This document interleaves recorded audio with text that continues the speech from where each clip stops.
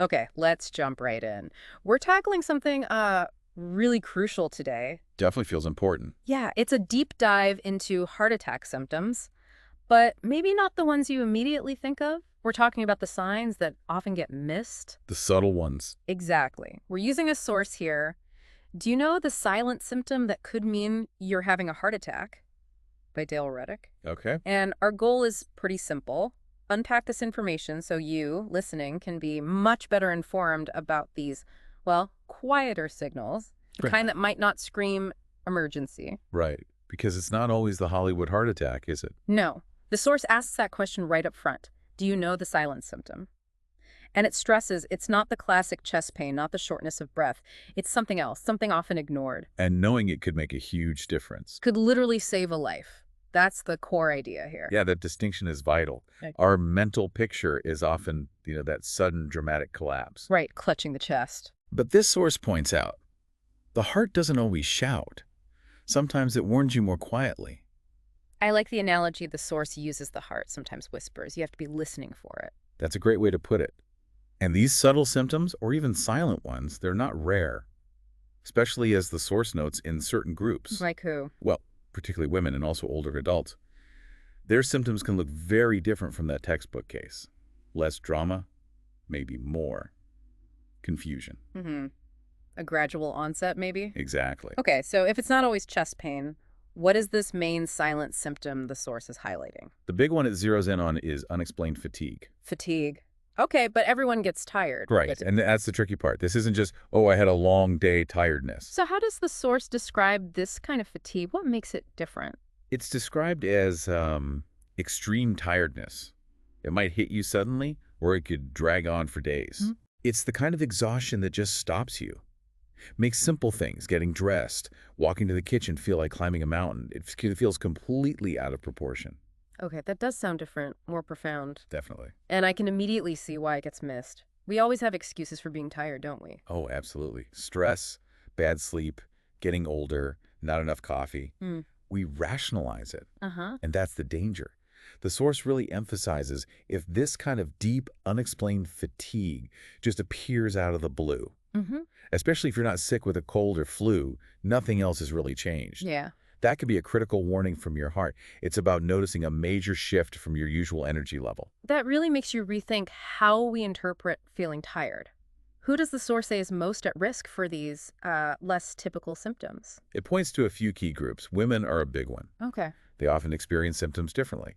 So instead of that crushing chest pain, they might feel that extreme fatigue we just talked about, or maybe dizziness, You nausea. feel it off. Yeah, just generally unwell. Not right. Not that dramatic movie you've seen at all. Got it. Who else? People with diabetes are another group mentioned, specifically for silent heart attacks. Silent meaning.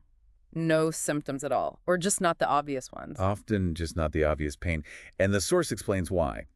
Nerve damage from diabetes can actually blunt the pain signals from the heart. Wow. So the heart attack could be happening, but they don't feel that classic pain signal. Exactly, which is incredibly important for people with diabetes and their doctors to be aware of. Yeah, that's huge. It's not just about blood sugar then. What about general risk factors? Well, the source mentions the ones we often hear about being over 50, having high blood pressure or high cholesterol, a family history of heart disease. The usual suspects. Right. And the takeaway here, according to the source, is if you fall into any of those categories, you need to be extra vigilant. Even mild or weird symptoms shouldn't be ignored. Your threshold for checking things out needs to be lower. Makes sense. Be more cautious if you're already at higher risk. Okay, so beyond that really deep fatigue, what other quiet symptoms does the source flag? It lists several others that might not immediately scream heart attack to most people. Like what? Things like feeling lightheaded or dizzy, nausea, or maybe discomfort that feels like indigestion. Indigestion is so common, though. It is, which makes it tricky. Also, pain or discomfort, maybe a dull ache in the jaw, shoulder, and down the arms. One arm or both, does it say? It mentions discomfort in the arms. Could be one or both, maybe radiating. Also sweating when you haven't been exerting yourself. Like breaking out in a cold sweat. Sort of, yeah. Sweating for no apparent reason. And one more the source mentions is a sudden, unexplained feeling of intense anxiety or doom. Whoa, a sense of doom. That sounds really unsettling. It does. And the source stresses, any one of these on its own might not seem like a huge deal. But if they appear suddenly, maybe a few together, or they just don't go away. Then you need to act. Absolutely. You Yeah. cannot afford to just wait and see. Okay, this leads right to the most practical part. What does the source say you absolutely must do if you notice these kinds of symptoms, especially if you have those risk factors? This is the critical action step. Yeah. And the source is really direct about it. First step, call for help immediately. Emergency services. Not your doctor's office first. Not text a friend. No.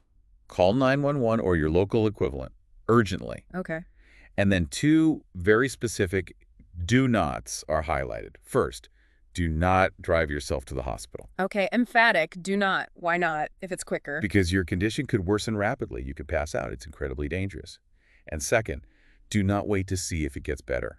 Don't tough it out. Don't tough it out. Time is muscle, as they say in cardiology. Right, so why is calling emergency services so much better than, say, having a spouse drive you? The source explains this clearly. Calling gets trained paramedics to you. They can start assessment and treatment immediately, right there, or in the ambulance on the way. Ah, so treatment starts sooner. Way sooner. And that immediate medical attention can literally make the difference between life and death, or the extent of heart damage. Yeah. Every single minute counts when blood flow is blocked. Waiting or driving yourself wastes that precious time. That makes perfect sense. It's about getting expert help to you as fast as possible. Precisely. The source has a powerful concluding thought on this part, doesn't it? Something about being wrong. Yes. It essentially says, it's always, always better to be safe and wrong, to call for help and have be a false alarm, than to stay silent, wait too long, and suffer devastating consequences. Don't be embarrassed to call. Never. Trust your body if something feels really wrong, even if it's not that Hollywood picture. The risk of waiting is just too high. So, stepping back from this deep dive, the big message from Dale Ruddock's piece seems to be listen to your body, even the quieter signals. Yeah, that extreme unexplained fatigue especially is a major one. But also those other subtle signs. They can be your heart's way of whispering for help. Don't ignore it. And you mentioned the source also points towards preventative health. That's right. It mentions Dale Ruddock's book, Lowering High Blood Pressure Naturally, for those looking into proactive heart health strategies. Interesting. This whole conversation really makes you stop and think, doesn't it? It does? It kind of challenges our whole concept of what an emergency is supposed to feel like. Maybe the biggest thing we can do for ourselves, maybe the most life-saving thing, is just to pay closer attention. To really notice when something feels genuinely different or unusual for our own body, even if it's not dramatic. Tuning into those whispers. Yeah. Tuning in, even when it's quiet, that could be everything.